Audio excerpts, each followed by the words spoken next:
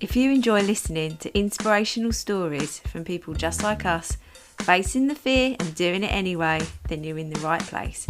My name is Claire Hill, and this is the No Rest for the Vivid podcast.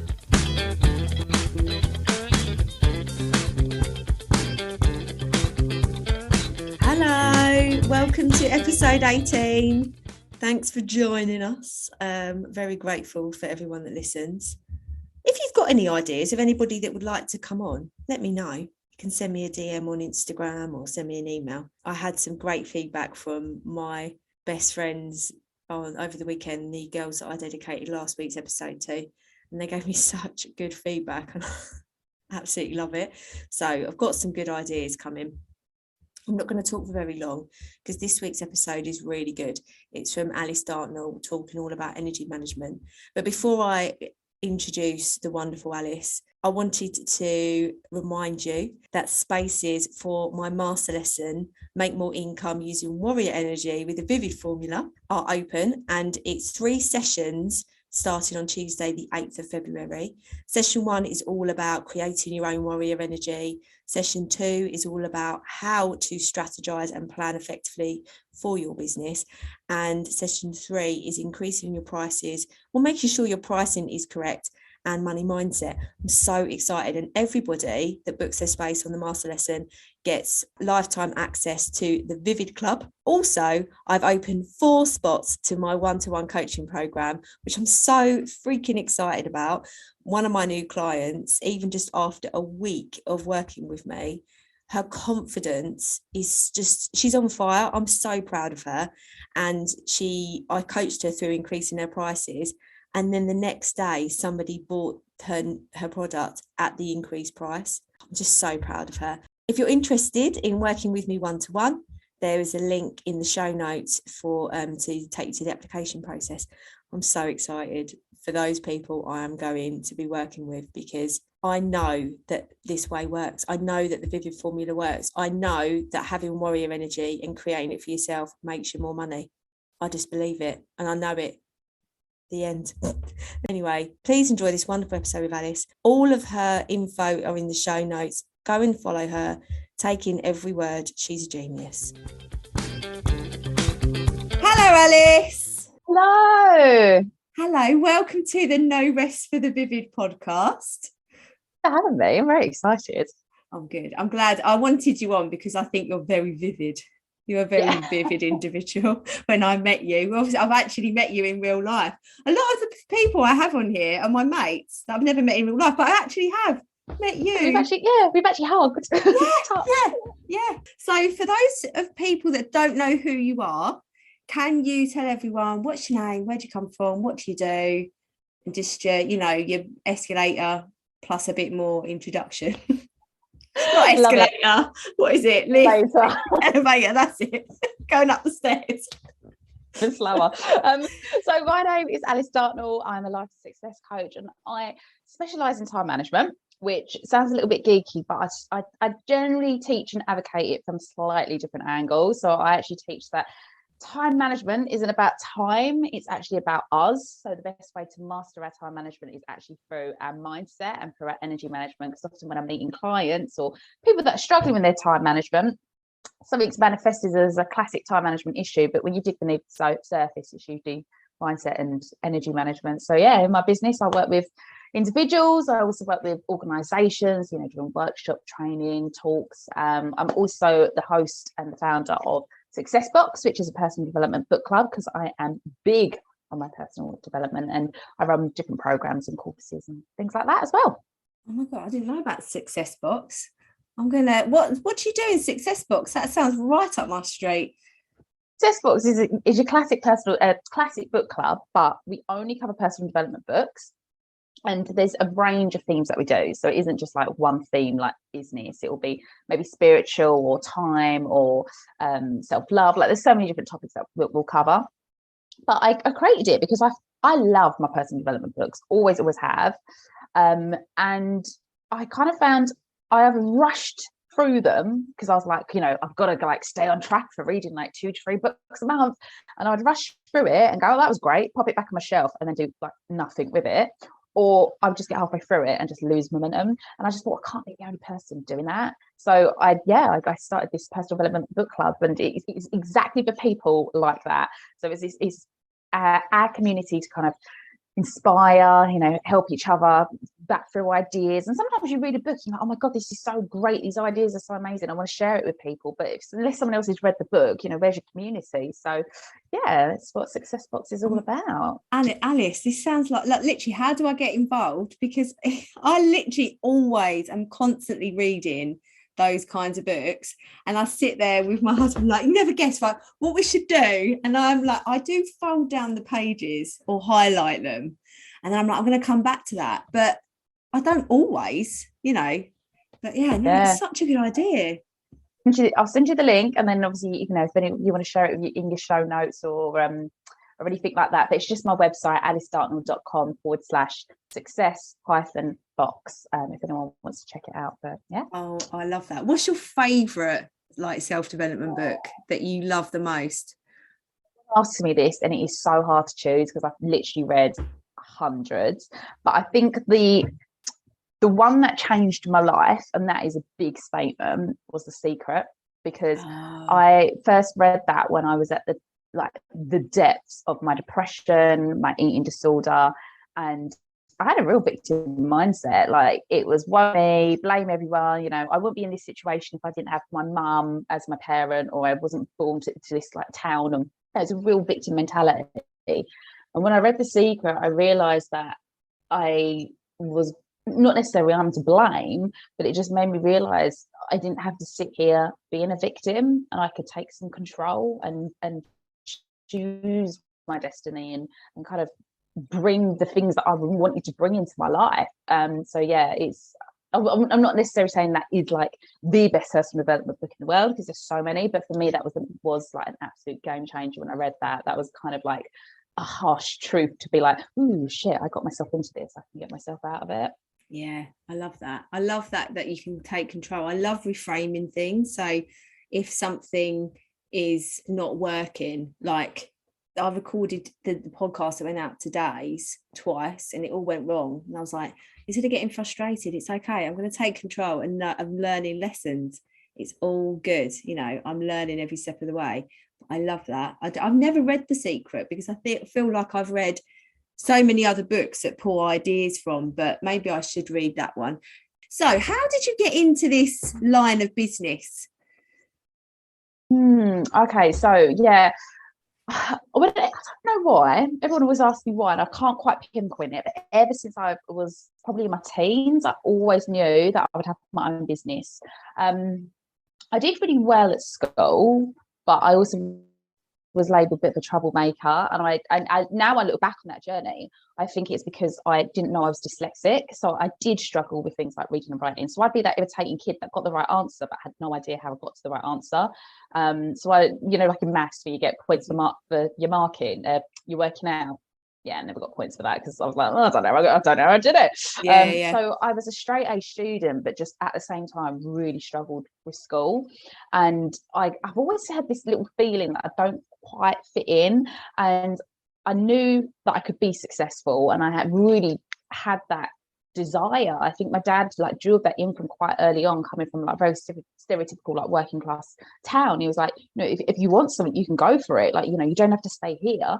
Work hard, get some good grades, and the world's your oyster. Now, I don't necessarily agree that you need good grades to open up doors for you, but I'm 35 now, so back in the day, that's what we believed, right? So but I'm really grateful to my dad to be like, what do you want to do anything, and I was like, I want to have my own business. And I don't know if that was just because I was rebellious and hated teachers, and I was like, I'm going to be the boss. It could have just been that, but anyway, I was dead set on having my own business. So unfortunately, between 15 and about sort of mid-20s, I really struggled with my mental health, depression, I was quite suicidal, self-harm, stuff like that. And I really, even then, I didn't want people to experience what I was experiencing, because I was literally rock bottom. I didn't want to live. And when I started to recover, I was like, I need to do something with that. And I wasn't quite sure. And you instantly think maybe medicine or counselling or nurse. And I thought, right, I really want to help people, but I don't want to do that. So I kind of just parked it for a little bit.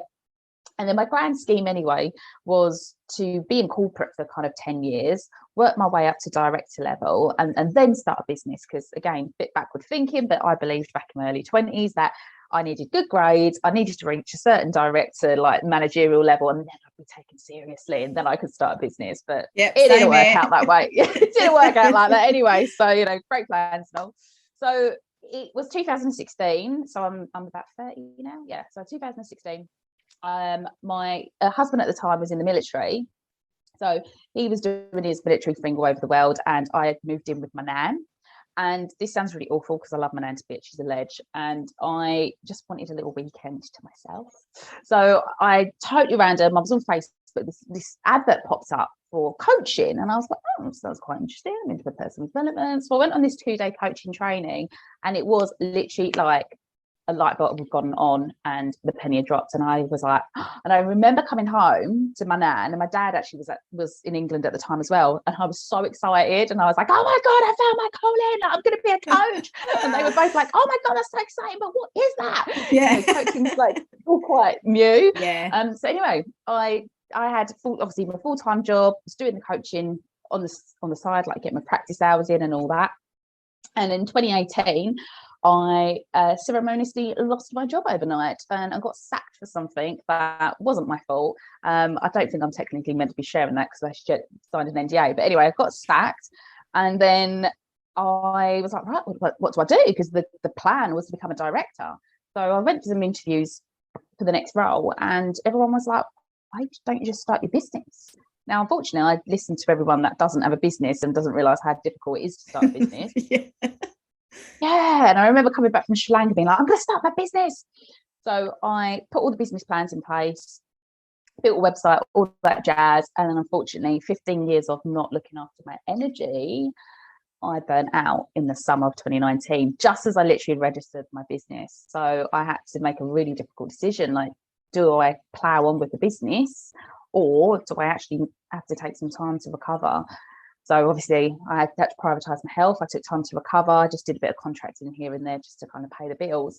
But that for me was so profound, because when I came to like attempt number 2 to start the business in January 2020, I knew my niche was going to be time management, because that's what I've always been obsessed with.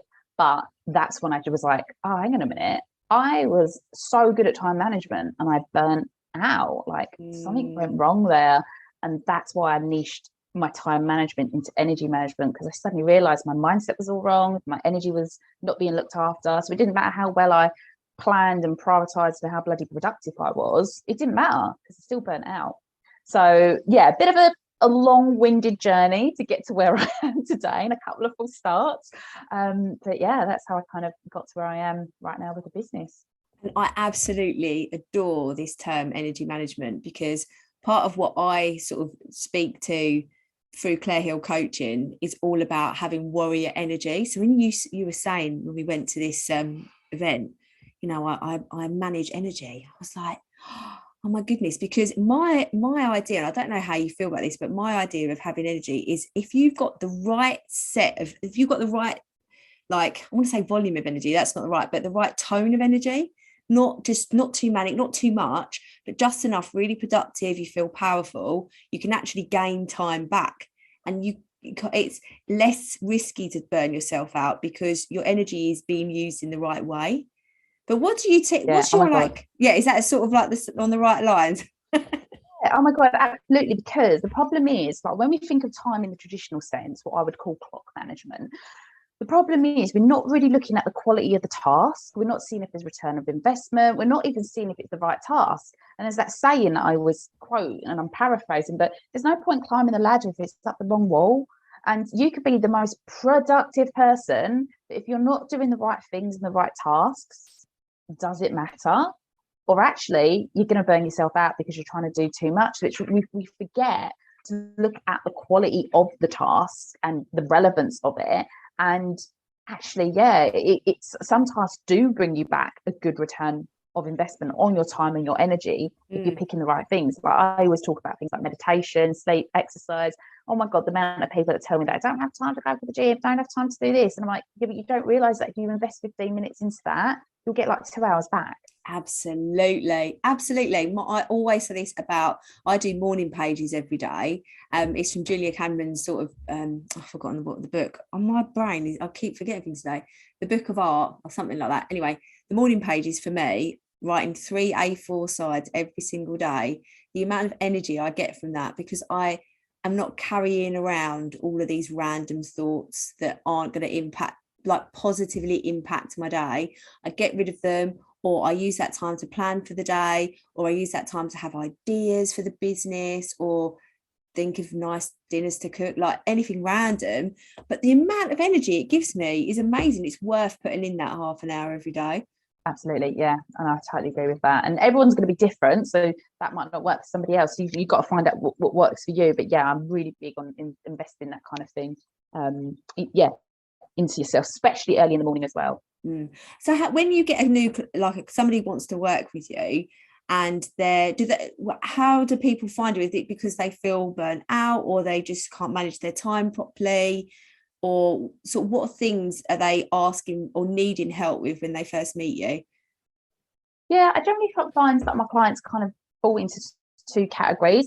The majority of my clients are business owners. I never set out that way, but I guess because business owners are generally very busy trying to do everything themselves, and will stereotypically always put themselves last. I think that's why I've attracted quite a lot of business owners. But they generally fall into two categories of like, I'm doing good, I'm doing well, I'm successful, but I know I can level up. And the way to do that is, I can't get more time in the day, there's 24 hours and that's it. But if I look at my energy and how I'm using that and my mindset, then I can take things to the next level. Or it will be people that are just feeling like, oh my God, there is so much to do, I'm getting on the edge of overwhelm, and they're probably not at the stage of burnout because they've come to me, but they can see it down the road. So it's like, prevention is better than cure. Let's put some strategies and tools and techniques in place to prevent that. So that's generally kind of, I would say, where my two clients fall into. And so do you have like a specific like method that you teach people of how to organize their day, or is it really individualized?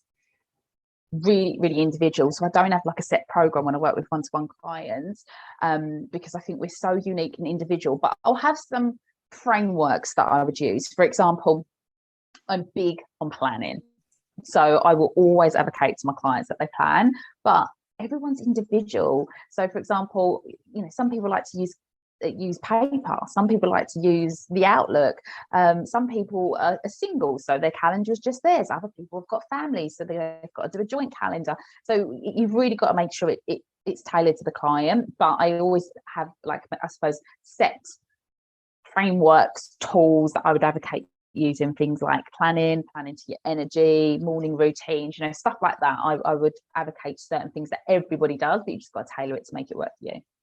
Would you say, for your biggest tip so somebody is listening to this and they might be a mum with a small business, for example.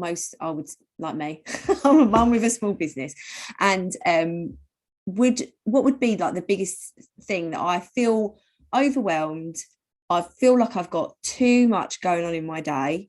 I feel pressure from everybody to be performing at the highest level I can, and my head is just going to blow. I don't actually feel like that right now, by the way, caveat to everybody who's going to listen to it, but yeah, there are people that feel like that though, aren't there? So what would be the biggest tip, like your first go-to thing that you would recommend them do?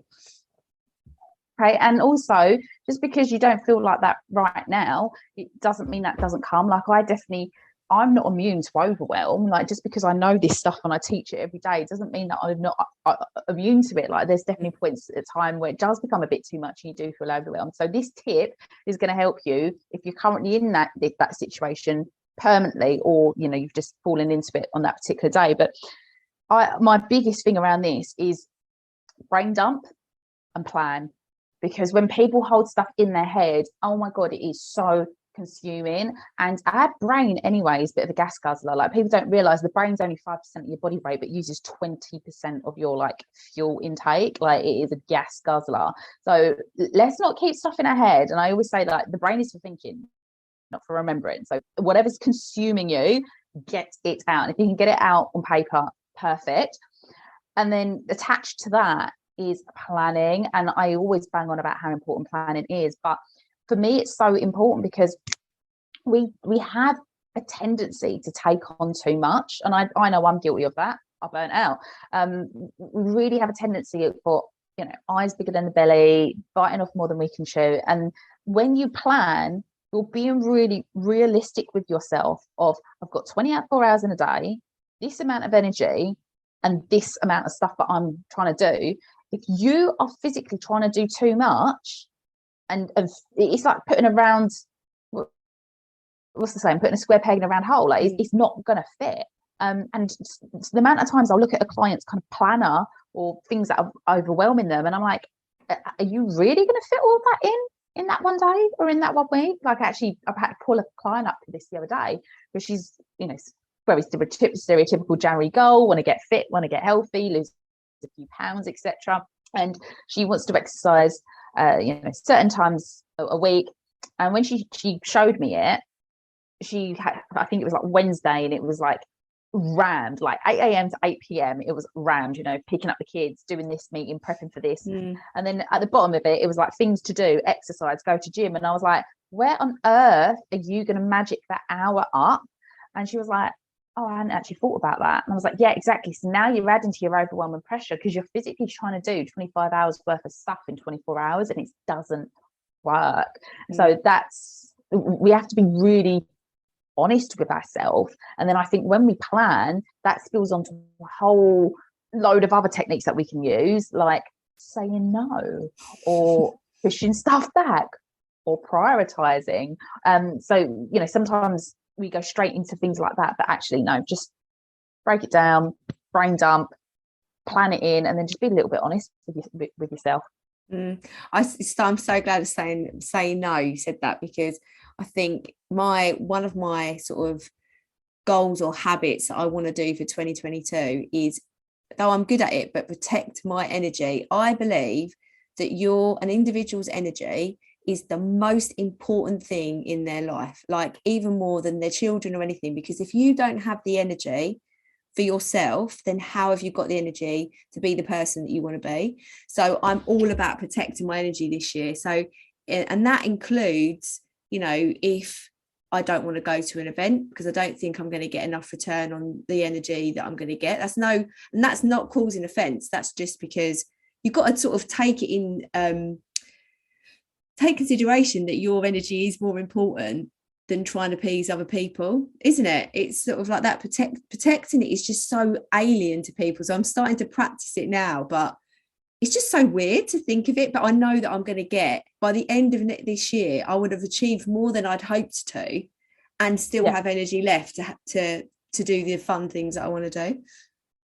So what's the point of achieving all your goals if you feel like absolute crap at the end of it, and you're feeling like, oh, and it's like, well, okay, you might have achieved X, Y, and Z, but if you're not happy as well, then what it's too big a price to pay. Absolutely, yeah. But that's the thing, isn't it? It's that mindset of we've grown up in a world where it's selfish to think of yourself first, but it's like essential. I have to think about my energy before I think about my son's energy. And for some listeners, you might be thinking, oh, she's not a very good mum. Makes me the best mum I could have ever dreamed of, because I am there, I'm present when I'm with him, I'm not on my phone, I can think up weird games and songs to do with him, like the absolute best version of myself as a mum. And if I didn't protect my energy and think, actually, I need to go to bed tonight and just write or read, or give him the iPad for 5 minutes so that I can read or do some writing for 5 minutes, and I'm the best mum. It's sort of, but people just think that you're selfish. That's for anybody though, isn't it? Anybody that is in your life trying to put yourself first, people think you're self-absorbed or selfish or something like that. No, I always believe in quality, not quantity, and I always advocate that you can't pour from an empty cup. So you have to give to yourself first. Yeah, definitely. What's your like daily? I've just done lives this week on Claire Hill Coaching about like my morning routine and how that can increase your energy, your warrior energy. That's what I use. But what's your like morning routine or your habits during the day to help you replenish your energy? Yeah, no, I'm so big on the morning thing, which is hilarious because I'm really not a morning person. So I think people assume because I bang on about a morning ritual all the time that they think that I just like, the alarm goes off at 5 and I'm like, morning, like that is so not me. And I used to be terrible with the snooze. And when I worked in corporate, I thought I was being great with my time management because I would leave the alarm to the very last minute.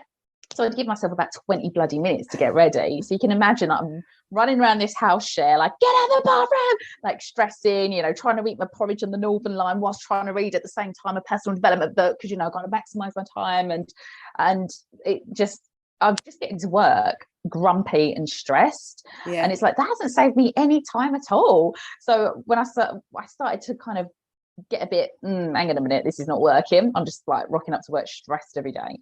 So bit by bit I started implementing a few things in the morning just to kind of like take the edge off the stress. So first of all, it was like a 2-minute yoga, and then I discovered journaling, so I did a little bit of that in. So now I feel not that I perfected my morning ritual because I think it has to change depending on the situation you're in. So I've just got back from Cambodia where I was with my parents. Obviously my ritual changed a little bit to what it is when I live on my own, but for me generally it's every day starting off with warm lemon water. Just good to like get yourself hydrated, just get your digestive system going. I always do a meditation, even if you've only got a minute. That's better than nothing. It doesn't have to be this elaborate 20-minute thing, just a couple of minutes will do. I will journal if I can, but if not, I will just think about it, and I would journal on what do I need for today, because every day is different. If you've got a jam-packed day or client meeting, what you need for today might be a bit different to if you're doing loads of admin or seeing someone. So I really try to tailor it and think, okay, well, what do I need today? And I think that's a really powerful question, because sometimes it's not what you expect. It's like, actually, do you know what? I need an early night, or I need to call my best friend for a whinge, or it could be so many things, but just really honouring what do I need for the day. I would, in an ideal world as well, I try to do a little bit of exercise in the morning. So that might be with my PT or just a bit of yoga in the living room on my own, and just always try and start my day with a healthy breakfast. So usually for me it would be like porridge or eggs, and if possible, if I can do something kind of for myself before the day begins as well, that always makes me feel like I'm winning. So I'm learning Japanese and Spanish at the moment, so it could be something like that, maybe just listening to a 10-minute YouTube Japanese thing, whilst I'm making my breakfast, because then I feel like I've already like accomplished something for the day, and it just makes me feel like really good about myself.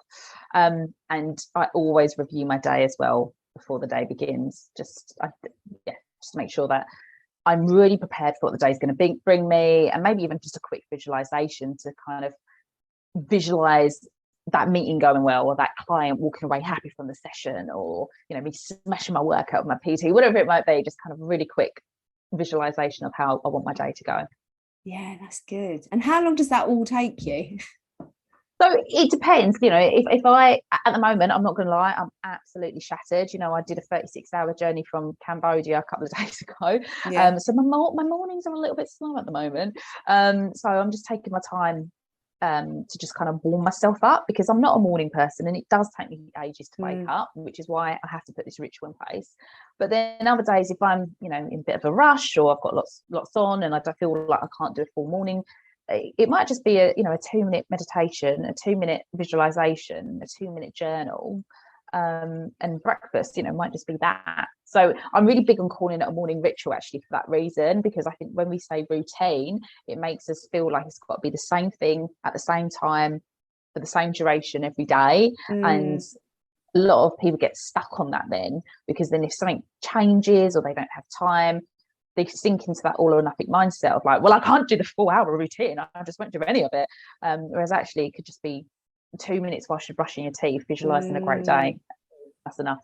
Yeah, I have like a pick and mix routine, ritual, same thing. So, on a good day, I can manage to do all of it. But as if I, another day that I just do one, I'm like, well, it's all right. I think it's not putting the extra, like bashing yourself if you've not met an expectation that you set yourself, because then that's just going to make you feel crappy anyway. But yeah, exactly, so you're learning Spanish because you're moving to Spain, aren't you? I am, yes. Valencia. Oh, amazing. What made you want to move to Spain? I mean, obviously, there's quite a few reasons why you'd want to move to Spain, but there's a sangria. Yeah. So I've always had, I suppose, like quite a lot of British people have always had a bit of a love affair with Spain. When you're younger, just growing up, going on holidays there, and so love the food, love the culture, love the weather. If anyone knows what I look like, I look quite Spanish anyway. So people always assume like Latino or Spanish or Mexican. So I always get people talking to me in Spanish. So I've always been like, I really should learn Spanish one day. And then pre-COVID, my plan was to take a year out and go traveling around South America. And everyone said, well, if you do, it'd be great to have Spanish.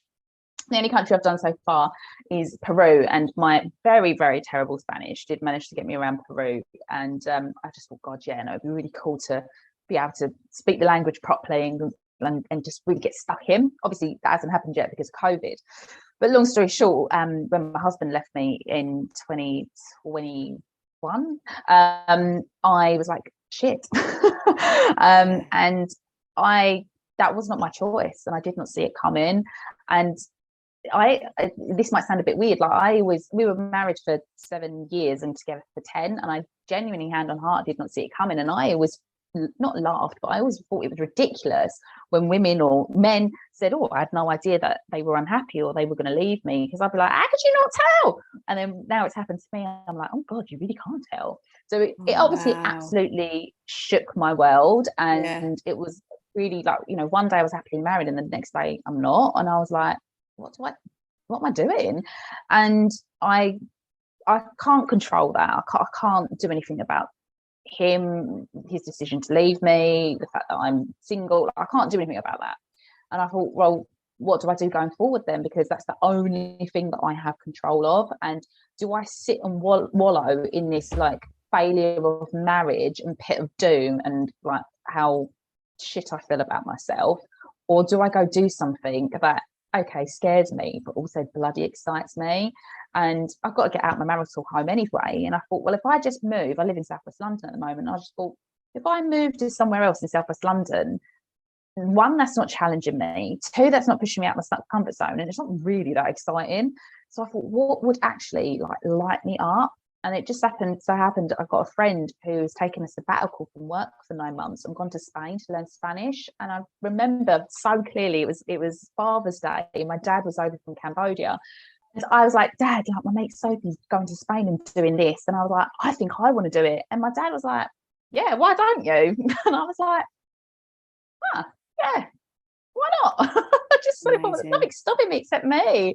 And I've always wanted to live in Spain. I always wanted to learn Spanish, and I just thought, if I don't do it now, when I've got no house, no husband, no tires, I'm never going to bloody do it. So I just go for it, girl.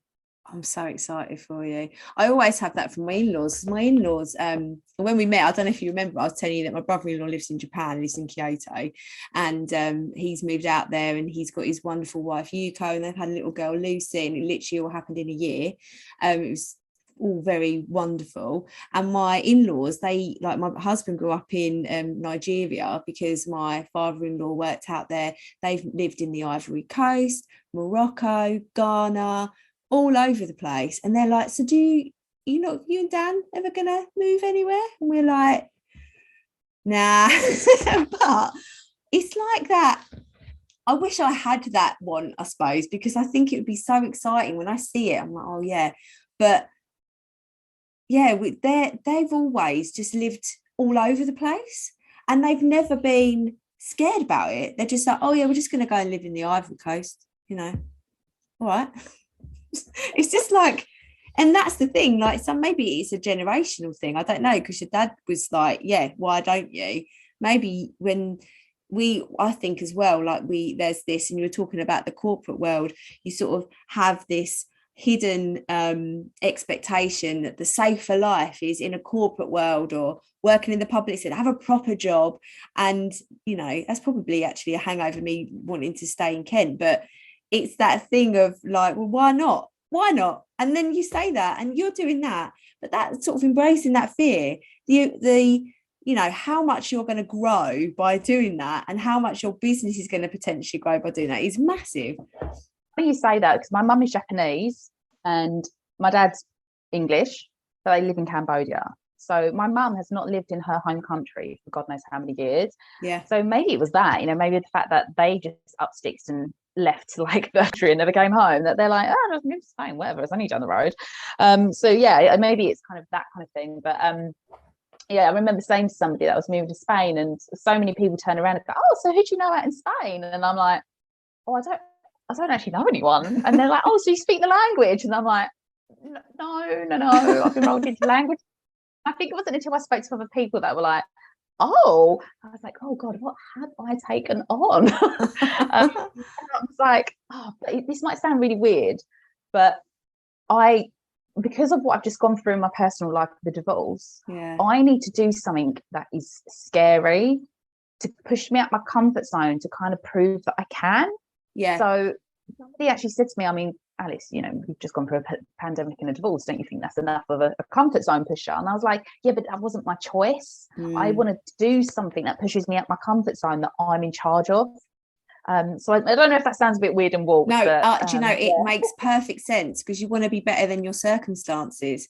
And the circumstances, I actually spoke about this in my live the other day, because I push myself out of my comfort zone all the time I don't move to Spain, but I do other stuff, but push myself out of my comfort zone because the drive to be better than my circumstances coming from my background is greater than the fear of what could go wrong.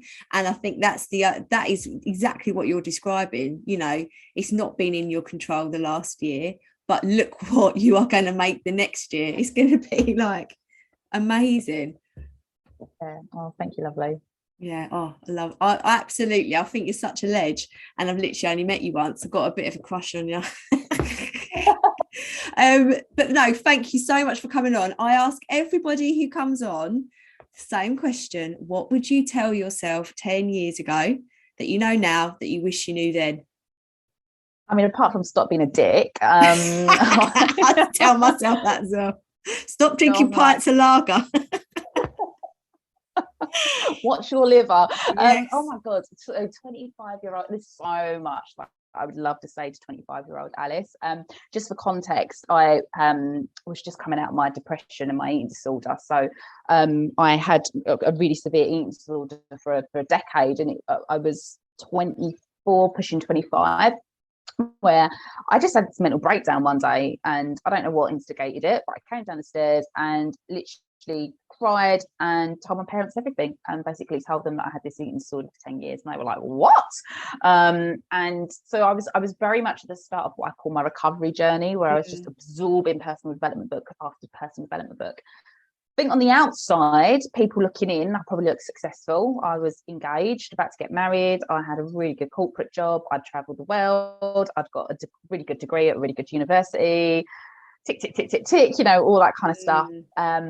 But if I could go back to her, and my advice would be, stop being a bloody perfectionist and enjoy the journey.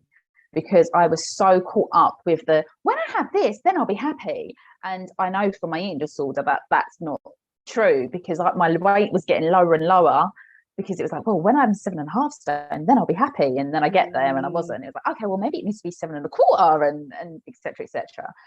So yeah, to really work on that mindset, like take it away from the perfectionist mindset into the growth mindset, and just enjoy the bloody journey, not just the destination. Because 10 years on, I have had so many ups and downs and wibbles and wobbles, but I still enjoyed it. So yeah, that would be you are really inspirational, babe. Where can people find you? So yeah, feel free to. I'm mainly hanging out on Instagram, so that's kind of like my main place for people to connect to me. So very simple, just my name, Alice_Dartnell. I am on LinkedIn as well, but I generally don't hang out on there as much, whereas I'm on Instagram every day. So feel free to drop me a DM or a question or anything like that. And if anyone wants to find out more about what I do, obviously head to my website, alicedartnell.com, and if anyone wants to sign up to the newsletter, that comes out every Friday morning as well, with my insights and tips and videos and stuff like that. So if anyone wants more content from me for free, they're more than welcome to. Amazing. I'll put all of those links in the show notes and probably sign up to everything. No, amazing. I was just thinking about your perfectionist thing. I read a line in a book, in one of those Wallace Wattles ones, that just said, everything is perfect right now, it's just not complete. And it's like, I've just had a really weird noise just happen, and I thought there was a fox on the roof. I've just panicked, but it's my printer. Sorry, everybody. I was just like, what the hell is that? Because just before I started recording with you, there's a pigeon up on my skylight, and I was like, it's going to shit all over that window and I can't clean it. So I've just panicked myself, but it's my printer. So everybody, there's my printer, just wanting to get involved. But yeah, anyway, thank you so much for coming on. You've been an absolute dream. Oh no, you're more than welcome. Thanks, Alice. Bye.